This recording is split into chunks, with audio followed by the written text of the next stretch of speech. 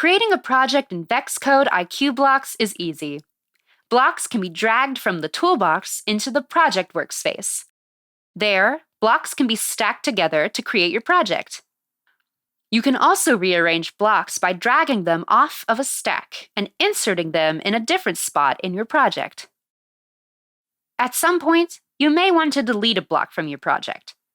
To delete part of a stack of blocks that are not within a loop, separate the blocks from your project and drag it back to the toolbox area.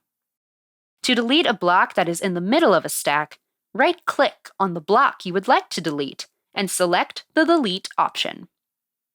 If using a tablet, press and hold the block until the options appear. Then, select Delete. If you would like to move a block from your project for later use, remove it from the stack and move it off to the side.